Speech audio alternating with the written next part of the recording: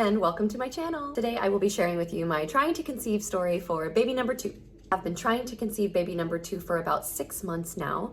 This is cycle number 7 for me. I am 35 years old, and so naturally, as this is my 7-month trying with no success, I am getting a little bit nervous. So I think it's gonna help me to talk this through and to share it with you guys. So thanks for coming along and sharing my journey with me. Gonna show you when I get that peak LH test and confirm when my ovulation day is. After that, I'm gonna talk about my 2-week wait, taking you through 6 through 12 DPO, days post-ovulation. And then after that, we're gonna get into some testing.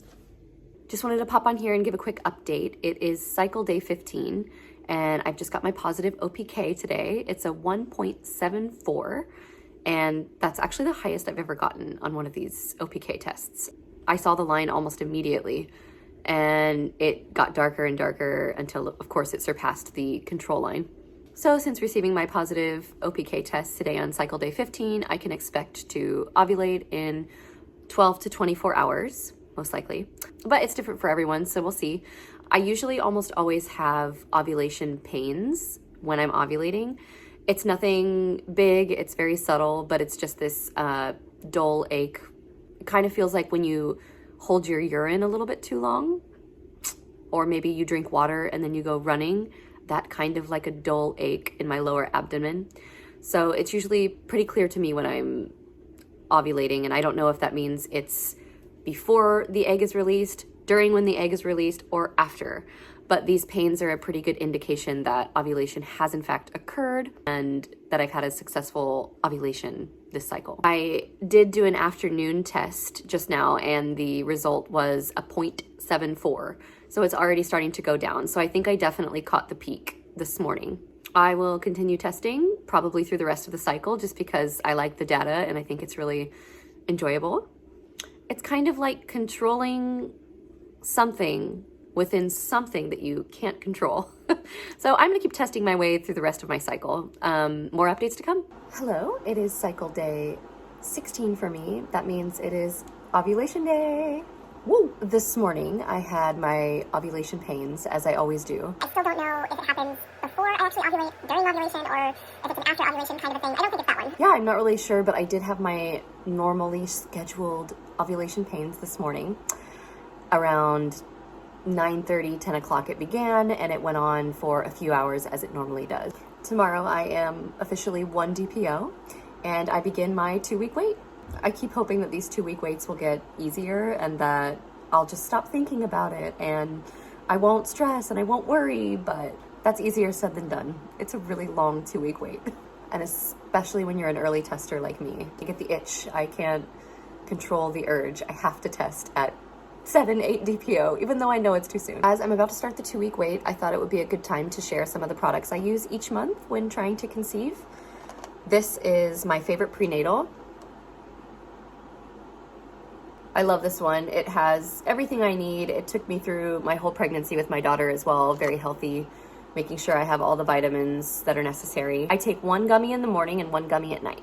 Another thing I use each evening is this Progessence Plus. I actually first heard about this on Ari and Lauren's channel. It was before they conceived their twins. They recommended this product, and I've used it ever since. I used it when I got pregnant with my daughter.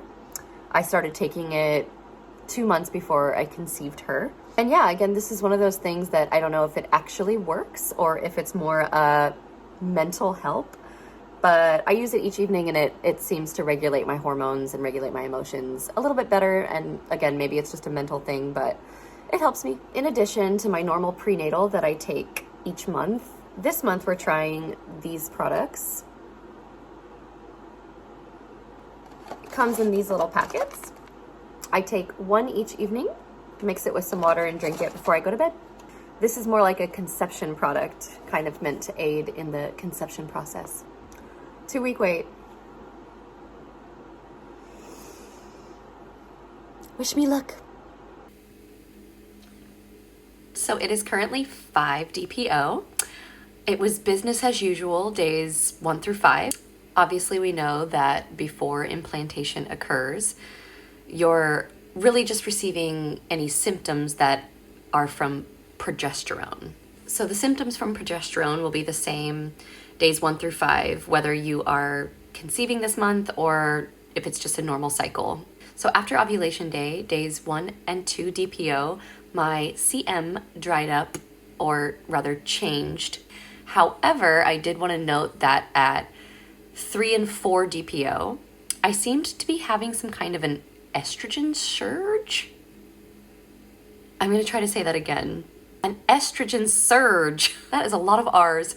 During my pregnancy and during my breastfeeding, I had continual allergies. They would happen religiously every 2 weeks. So 2 weeks would go by and I would have a flare-up. And then I would be okay, but another 2 weeks would go by and it would be another flare-up. And it was basically like a swelling in my nose. I guess it was from the blood flow.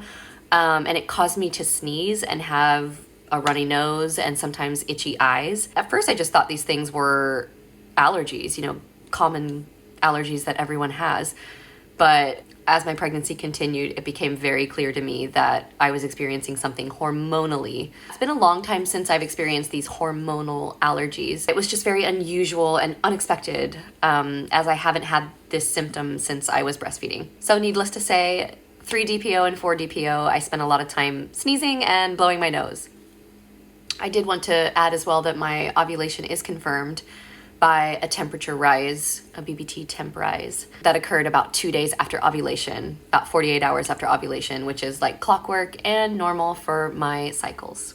5 DPO would definitely be on the early side for implantation, but it's possible. You never know.